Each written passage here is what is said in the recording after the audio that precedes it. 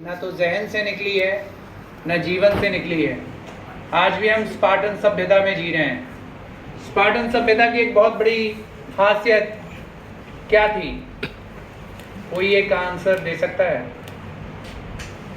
Physical education. ये तो याद ही होगा।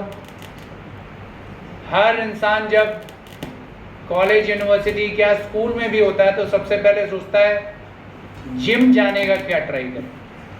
आजकल हर किसी को जिम का शौक है। बॉडी फिटनेस, शारीरिक रूप से सक्षम कह सकते हैं हम, या अपने आप को पूरी तरह सक्षम साबित करने में हम लगे रहते हैं। लेकिन हम एक चीज़ ये भूल जाते हैं कि ये समाज सिर्फ आपने शारीरिक रूप से सक्षम के लिए बनाया, इसीलिए हर कोई शारीरिक रूप से सक्षम बनने की रेस में है। अगर ये समाज शुरुआत से ही इस तरह बनता कि जो शारीरिक रूप से किसी भी तरह सक्षम नहीं है, उनके लिए भी प्रावधान पहले से बनाता समाज, तो आज न हमें ये कार्यक्रम करना पड़ता और ना आपको बैठकर मेरी बातें सुननी पड़ती।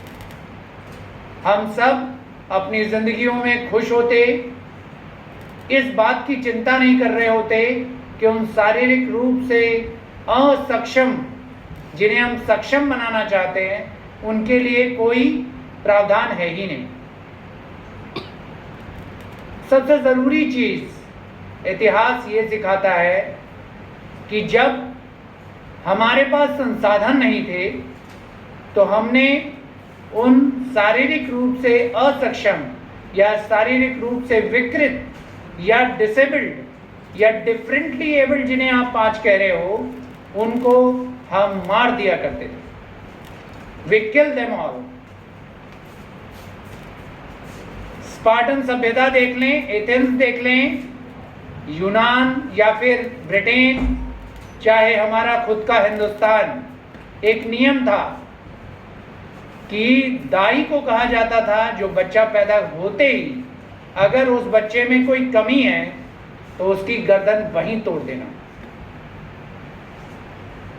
स्पार्टन का नियम था, यदि बच्चा पैदा होने के बाद बीच चौराहे पर रख दिया जाता था, रात भर अगर जिंदा रह गया, उसकी अंदर फिजिकल स्ट्रेंथ है, तो अगले दिन वो माँ बाप को दिया जाता था, वरना वो शैतान का था, वो ले गया। बाय द वे, एक्सीडेंटली कोई लोग डिसेबल्ड हो गए, ब्लाइंड हो गए, ऑर्थोपेडिक हो गए, हाथ पैर से समस्या आ गई, आंखों से कोई समस्या आ गई, तो उन्हें पहाड़ों से ले जाकर खाइयों में फेंक दिया जाता था, समुद्रों पर नाव में बैठा करके छोड़ दिया जाता था, ताकि वो एक दूसरे को ही मारकर खा जाएं।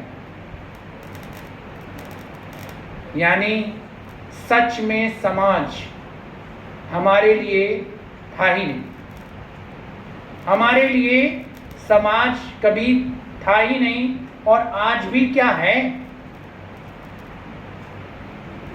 मैं सड़क पर चल रहा हूं और मैं किसी से कह रहा हूं साइड प्लीज, मुझे रास्ता दे दीजिए, तो बगल से एक छोटा बच्चा मजाक उड़ाता है, साइड प्लीज, मुझे भी रास्ता दे दीजिए। उसके माँ बाप के संस्कार पे सवाल उठाऊं या उनके माँ बाप के संस्कार पे सवाल उठाऊं? वो मेरा मजाक उड़ा रहा है, या खुद का, या खुद के परिवार का, या खुद के समाज का, या इस देश का, या इस दुनिया का? किसका मजाक उड़ा रहा है?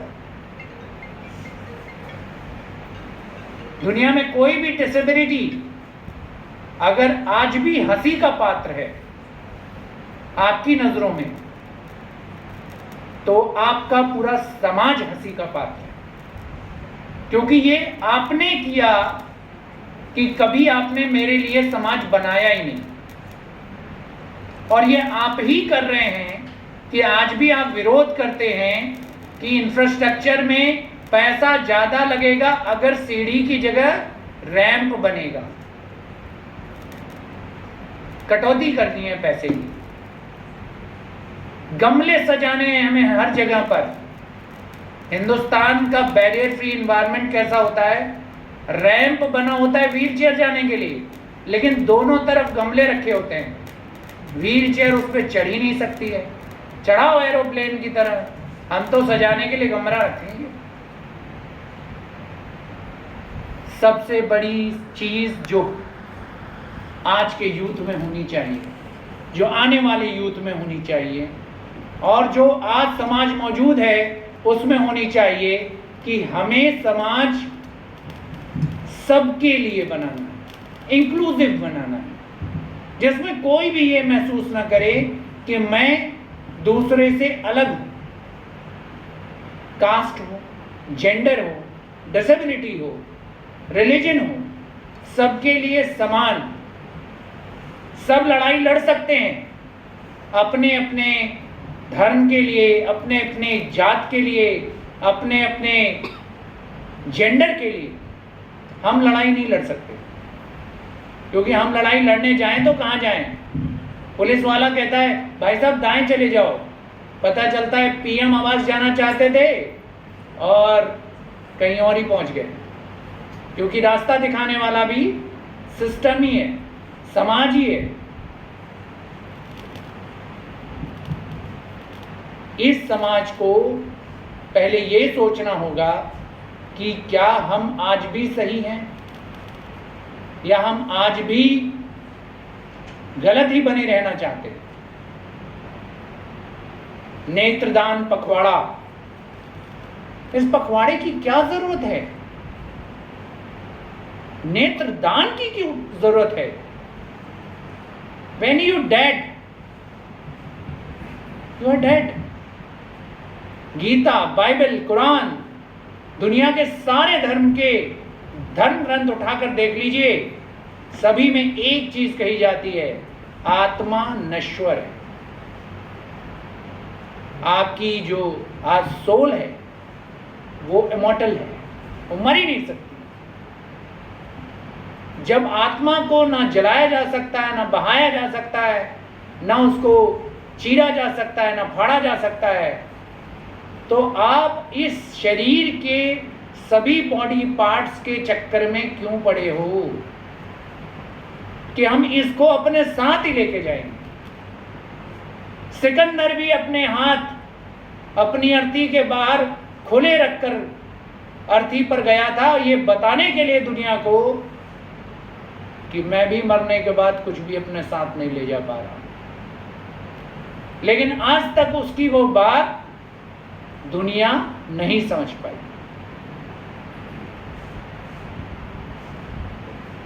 सबसे बड़ा दान कहना पड़ता है हमें। क्यों कहना पड़ता है? क्योंकि उसकी नीड है। अगर आप मोबाइल में रिचार्ज कराते हैं, आपकी हैबिट है। क्या आप अपने डेथ के बाद अपने बॉडी पार्ट्स किसी नीडेड आदमी के लिए डोनेट, एक तरीके से डोनेट कहा जा रहा है, आप सेक्रीफाइस कीजिए। हर इंसान को अपने जीवन में सेक्रीफाइस करने के दो ही मौके मिलते हैं। एक तब जब वो अपनी एजुकेशन कंप्लीट कर चुका होता है, तब वो सेक्रीफाइस करता है कि मैं अपनी फैमिली के लिए काम करूंगा या अपनी सोसाइटी के लिए काम करूंगा। चुनते हैं ना आप लोग नौकरियां ऐसी, पैसे वाली नौकरी चुनूंगा या समाज सेवा वाली नौकरी चुनूंगा। भले पैसे कम मिले लेकिन समाज के लिए कुछ कर सकूंगा। और दूसरा, सेक्रीफाइस करने का मौका मिलता है तब जब आप इस दुनिया को छोड़कर जाते हैं, कि उस वक्त आपके पास सेक्रीफाइस करने के लिए एक ही चीज होती है, आपकी बॉडी। सोक्रेटिस ने एक बार कहा अपने एक तर्क में कि दुनिया में अगर कोई सबसे इंपॉर्टेंट चीज है किसी की लाइफ में तो वो है सेक्रीफाइस। क्योंकि अगर वो सेक्रीफाइस करने की हिम्मत करता है तो उससे बड़ा हिम्मत वाला कोई और हो नहीं सकता, क्योंकि सेक्रीफाइस करना ही सबसे ज्यादा दिमाग के लिए ब्रेनस्टॉर्मिंग का काम करता है। लेकिन हम कर नहीं पाते, नहीं हिम्मत होती। पढ़ाई के बाद समाज सेवा करने की हिम्मत नहीं होती, और अपने जीवन के अंत के बाद अपने अंग दान करने या नेत्र दान करने की हिम्मत नहीं होती।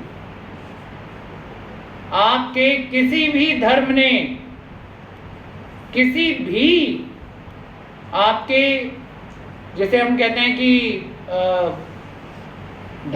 धार्मिक गुरु ने कभी नहीं कहा कि शरीर के अंग दान करना या नेत्र दान करना बुरी चीज है। लेकिन लोगों ने एक भ्रांति बना ली है कि ऊपर जाएंगे तो हमें दिखाई नहीं देगा अगर हम आंखें दान करके जाएंगे। तो किडनी क्यों लेके जा रहे हो? ऊपर खाने को मिलेगा? हैं? फेफड़े क्यों लेके जा रहे हो? ऊपर ऑक्सीजन है। दिल क्यों लेके जा रहे हो? ऊपर दिल लगाना है? ऐसा होता नहीं है ना। वो तो यहीं डिस्ट्रॉय होना है ना, चाहे फायर में हो चाहे अर्थ में हो। तो क्यों नहीं जीवन का सबसे इंपॉर्टेंट दांव खेला जाए, अपनी जिंदगी का सबसे इंपॉर्टेंट काम किया जाए। आपने अपनी जिंदगी में कोई सबसे बड़ा हिम्मत का काम किया हो या ना किया हो, अगर आपने सेक्रीफाइस करने के बारे में सोच लिया तो आपसे बड़ा हिम्मत करने वाला कोई नहीं होगा दुनिया में। और वो सेक्रीफाइस आपके खुद से शुरू होता है, किसी और से शुरू नहीं होता। सेक्रीफाइस किसी और के अंग दान कराने से होता है क्या? ऐसे तो लोग पकड़ पकड़ के ट्रकों में भर के करा लाएंगे। सेक्रीफाइस कहां से शुरू होता है? खुद से, और उसी को सेक्रीफाइस कहेंगे। हम आपसे अगर कह दें कि आप नेत्रदान कर दो, तो क्या वाकई में आप कर दोगे? जब तक ये महसूस नहीं होगा कि ये करने से आपको फायदा है या किसी और को फायदा है, आप करोगे। लेकिन इसकी क्या जरूरत है?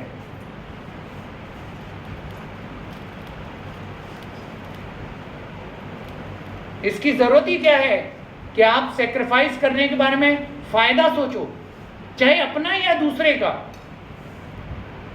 एक सच्चा सेक्रीफाइस तब होता है जब वो सिर्फ सेक्रीफाइस हो। हम अपना या दूसरे के मतलब के बारे में जहां सोचने लगते हैं, वहीं हमारा बलिदान या सेक्रीफाइस खत्म हो जाता है। अगर आप आज अंगदान या नेत्रदान कर रहे हैं तो कल वो किसको मिलेगा इसका किसी को नहीं पता है। और आप ढूंढ करके अगर किसी को करने चले तो वही वाला किस्सा हो जाएगा कि भाई साहब ने सुसाइड की और लेटर लिखा कि इंडियन आइडल में जो वो ब्लाइंड लड़का आया था ना, उसको मेरी आई डोनेट कर देना। अब उस बंदे ने उसका नाम लिख दिया था। अब आई डोनेट करने के लिए उससे पूछा गया तो बच्चे ने बताया कि सर मेरी तो ऑप्टिक नर्व डैमेज है, मुझे तो कॉर्निया लगने का कोई फायदा ही नहीं, मैं तो खुद की नेत्रदान कर रहा हूं ताकि कोई और अपनी आंखों से देख सके। तो बताइए वो सेक्रीफाइस कर रहे थे? इस तरह का कोई सेक्रीफाइस नहीं होता। सेक्रीफाइस वो होता है जब आप ये सोचें कि मैं अपने जीवन में एक साहस कर रहा हूं, मैं एक हिम्मत दिखा रहा हूं और ये कोशिश कर रहा हूं कि मेरे जाने के बाद कोई भी इंसान जिसके लिए ये आंखें, ये शरीर के अंग उपयोगी होंगे, उसको ये मिल जाएंगे, तो उनकी आंखों से मैं दोबारा दुनिया को देख पाऊंगा, उनके शरीर के अंगों से मैं दोबारा दुनिया को जी पाऊंगा। लेकिन मैं इस बात की परवाह नहीं करता हूं कि मैं जिंदा हूं तो मैं इसे अपने साथ ले जाऊं, या ये मेरे लिए बहुत जरूरी है कि किसी का फायदा हो ही। कुछ देश हैं ऐसे जहां डोनर्स तो हैं लेकिन उसको रिसीवर्स नहीं है। क्यों प्रॉब्लम आई? क्योंकि वो अवेयर्ड कंट्री है। लेकिन वो क्या कर रहे हैं? वो उन तकलीफ दे देशों को जिनके यहाँ अनअवेयर्ड जनता है, उन तक वो डोनर पार्ट्स को पहुंचाते हैं, बॉडी पार्ट्स को। और उन देशों में वो बॉडी पार्ट्स किसी इंसान के जिंदगी को जिंदगी बना देते हैं। आपको मालूम है ब्लाइंड होने पर सबसे पहला तकलीफ क्या होती है? मैंने 18 स्कूलों से निकाला गया हूं। मेरे अवार्ड्स, नेशनल अवार्ड हो, यूपीसीएवी का वाइस प्रेसिडेंट, यहां का स्पेशल कमेटी का मेंबर, यूजीसी की स्पेशल कमेटी का मेंबर, एक प्रोफेसर, और 18 स्कूलों से निकाल दिया गया।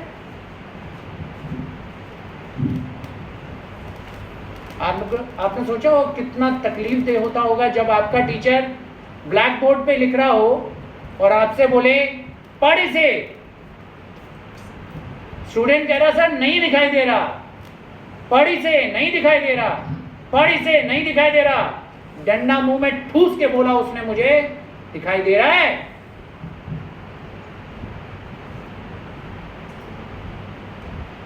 नहीं पता था मेरे माँ बाप को। कहां पढ़ते हैं ऐसे बच्चे? कौन से स्कूल हैं ऐसे? आज मैं यहां बैठा हूं, लेकिन मैं एक से एक बड़े से बड़े स्कूलों में पढ़ने की कोशिश कर चुका हूं, वहां से फेल होकर निकाला गया हूं, क्योंकि ना टीचर को मेरा लिखा समझ में आया, ना उसका लिखा मुझे समझ में आया। इसका मतलब क्या है? इस देश का स्कूल सिस्टम मेरे लिए था ही नहीं। मुझे जबरदस्ती स्पेशल स्कूल में पढ़ना पड़ेगा, ब्लाइंड स्कूल में ही पढ़ना पड़ेगा। आज दिल्ली में, राजस्थान में, यूपी में, कई राज्यों में स्पेशल एजुकेशन में स्पेशल एजुकेटर अपॉइंट हो रहे हैं। वो स्पेशल बच्चों को पढ़ा भी रहे हैं। मैं खुद ऐसे टीचर्स तैयार करता हूं जो तकलीफ मुझे हुई मेरे जीवन में वो किसी और ब्लाइंड को ना हो। मैं खुद ब्लाइंड बच्चों के लिए टीचर्स ट्रेन करता हूं जामिया में। लेकिन क्या आज भी क्या सुनने को मिलता है? मैं सड़क पर जा रहा होता हूं तो ई रिक्शा वाला, ऑटो वाला धक्का मार के चला जाता है। इवन बस वाले ऑन हॉर्न आपके सामने आके गाड़ी रोकते हैं जब तक बिल्कुल चांस ना हो कि आप बिल्कुल ठोक नहीं रहे हो। दिल्ली से मुझे इतना डर लगता था कि यहाँ मैंने कोई पढ़ाई नहीं की, मजबूरी ऐसी कि यहाँ नौकरी करनी पड़ रही है। दिल्ली की सड़कें इतनी खतरनाक मुझे लगती थी। लेकिन आज नौकरी कर रहा हूँ, एक्स्ट्रा पैसे खर्च करता हूँ कि मुझे दिल्ली की सड़कें रोड क्रॉस ना करनी पड़े, क्योंकि इतने अनअवेयर लोग हैं, इतने अनअवेयर जनता है कि वो इस चीज को समझ नहीं सकती। तब कभी कभी महसूस होता है काश मेरी आंखें भी होती। इतना एम्पावर हो गया हूं मैं, प्रोफेसर हूं मैं, किसी चीज की कमी नहीं है मेरे पास। सेंट्रल गवर्नमेंट की सेंट्रल यूनिवर्सिटी का प्रोफेसर होने के बाद अगर मैं इस उम्र में भी चाहता हूं कि काश मेरी आंखें होती, तो सोचिए उन बच्चों की क्या हालत होती है जिन्हें ये कहा जाता है कि अगर 3 महीने 6 महीने के अंदर आपको आई डोनर नहीं मिला तो जिंदगी भर आप दुनिया को नहीं देख पाएंगे। शंकर नेत्रालय चेन्नई, उसका रिकॉर्ड है, वो इंतजार करता रह जाता है और उसके पेशेंट उस वक्त को पूरा ही नहीं कर पाते, उनको आई डोनर्स मिलते ही नहीं, वो उन बच्चों को चाह कर भी उनका इलाज नहीं कर पाते। दिल्ली का एम्स, उनके डॉक्टर्स का तो ये कहना है कि लोग अगर यहां तक भी आ जाते हैं तो उनके परिवार वाले उन्हें पकड़ कर ले जाते हैं जबरदस्ती कि नहीं, आई डोनेट नहीं करने देंगे, और उन आंखों के इंतजार में कोई जिंदगी भर के लिए ब्लाइंड हो जाता है।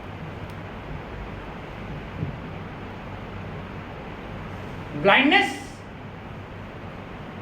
अगर आप मेरे लिए समाज ठीक से बना दें कि मैं जहां जाऊं रोड क्रॉस कर सकूं, जहां जाऊं आसानी से चल फिर सकूं, आसानी से हर काम कर सकूं, पढ़ने के लिए राइटर रीडर, अरे लोग मजाक उड़ाते हैं हमारा कि हम अपना एग्जाम किसी और से लिखवाते हैं। हम कहते हैं तुम भी ब्रेल सीख लो, तुम हमारी कॉपी ब्रेल में पढ़ लो, हम किसी से एग्जाम नहीं लिखवाएंगे अपना। या अगर हिम्मत है तो पट्टी बांध के तुम किसी और से पेपर लिखवा लो और फिर बताना कि वो अपना कितना दिमाग लगाता है और तुम कितना अपना दिमाग लगाते हो। तब मजाक उड़ाना हमारा कि हम 2 लोग बैठ के एग्जाम लिखते हैं इसलिए हमारे ज्यादा नंबर आते हैं। हमारी काबिलियत पे सवाल उठाने से पहले अपनी समाज की संरचना पर सवाल उठाओ, जिसने हमारे लिए कभी समाज बनाया ही नहीं, इसीलिए खड़े हैं हम कि आगे जितने कम से कम लोग हों उनको उन सवालों का, उन तकलीफों का सामना करना पड़े। स्कूल में हमारे बच्चे ट्रेनिंग पे जाते हैं उन बच्चों को पढ़ाने के लिए। जब उन बच्चों को, छोटे छोटे बच्चों को देखते हैं ना, ब्लाइंड स्कूल के बच्चों को, तो कभी कभी ये अफसोस होता है कि आगे चल के ये हमारी जिंदगी झेलने वाले हैं, क्या ये उतने तैयार हैं? एक बच्चा कश्मीर से ट्रेन में बैठता है, बड़ी मुश्किल से उसके माँ बाप बड़ी उम्मीद से उसे दिल्ली पढ़ने के लिए भेजते हैं। जम्मू रेलवे स्टेशन का नाम सुना होगा आपने, वहां से उन्हें कश्मीर से वो लोग जम्मू आए, जम्मू से दिल्ली की ट्रेन में बैठाया। पटियाला में उसे ट्रेन के नीचे फेंक दिया गया। उसकी क्या गलती थी? सिर्फ इतना कि उसने ट्रेन से नीचे उतरकर बड़ी मुश्किल से एक स्टॉल से पानी की बोतल खरीदकर दोबारा जब अपनी सीट पर जाना चाहा तो लोगों ने उसे ट्रेन से ही बाहर फेंक दिया। अगर उसकी आंखें होती तो क्या उसके साथ ऐसा होता? क्योंकि एक महिला के, जमीन में बैठी महिला के हाथ पर उसका पैर पड़ गया, उस महिला के परिवार वालों ने उसे उठाकर ट्रेन की पटरी के नीचे फेंक दिया। गलती उस महिला की थी या उस ब्लाइंड बच्चे की? हम रोज इन चीजों का सामना करते हैं। हर रोज कुछ इन सड़कों पर कोई ना कोई ब्लाइंड दुर्घटना का शिकार होता है। कभी कभी तो सुनकर दिल और दिमाग कांप जाता है। इसीलिए सक्षम ये कोशिश करता है कि एक कोशिश हो जो अलग जगाए, एक कोशिश हो जो अलग जगाए। दीवानगी नहीं, जंग लड़ने की हिम्मत जगाए। दीवानगी नहीं, जो आज के यूथ में दीवानगी है ना हर चीज को लेके, मोबाइल को लेके, इसको लेके, उसको लेके, उसकी जगह जंग लड़ने की हिम्मत जगाए। और कर्तव्य पूरा करना हर इंसान का सबसे पहला काम है। उसको करने के लिए सबसे पहले वो अपने जीवन में बलिदान का धर्म अपनाए। यही है मैसेज जो सक्षम चाहता है, जो ये समाज चाहता है, और समाज के वो इंटेलेक्चुअल्स चाहते हैं कि समाज एक सही मूल्य पे बने। मैं उम्मीद करता हूं कि आप लोग इस चीज को समझेंगे और ये संदेश अपने हर उस गली मोहल्ले, समाज साथी, दोस्त तक पहुंचाएंगे जो आपकी बात सुनते हैं, आपकी बात समझते हैं। क्योंकि ये तो एक छोटी सी कोशिश है। इस कोशिश को आपको ही एक बड़ी पहल बनाना है, तभी तो पखवाड़ा होगा, तभी तो काम होगा। वरना यूं भी हमें समाज पे से मिला ही क्या है जो आगे भी भरोसा करें। समाज कुछ करके दिखाएगा, और अगर ये देश, दुनिया, समाज बदलेगी तो हम भी महसूस करेंगे कि हम इस समाज का हिस्सा हैं। वरना क्या फ़र्क पड़ता है? बदलना तो तब भी कुछ नहीं था, अब भी कुछ नहीं है।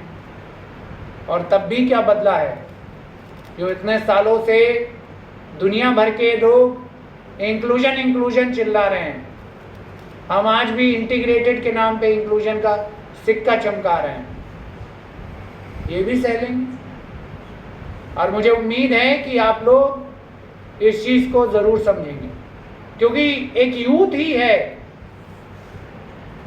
एक नौजवान ही है, एक जज्बा रखने वाला जवान ही है जो शायद उम्र के दायरों से परे 60 बरस का नौजवान हो या 5 बरस का जवान, लेकिन एक नौजवान ही है जो नई प्रेरणाओं को लेके, नवाचारों को लेकर सामने आता है। अब मैं अपना वक्तव्य तो, अपनी बात तो पूरी कर चुका हूं, लेकिन इसके बाद एक प्रशिक्षण आपको देना है। वो क्यों देना है वो भी बता देता हूं। हम सभी का एक इरादा रहता है, सड़क पर अगर कहीं कोई दृष्टिबाधित मिल जाए, किसी जगह पर कोई दृष्टिबाधित मिल जाए, तो हम उसके साथ कैसे संवाद करें, कैसे उसके साथ सहयोग करें। अगर वो एक जगह से दूसरी जगह जाना चाहता है तो हम बस ये सोचते हैं कि हमें तो इसे यहाँ से वहाँ ले जाना है, कुर्सी पे बैठाना है, सपोर्ट करना है। आपकी हेल्प की जरूरत नहीं है।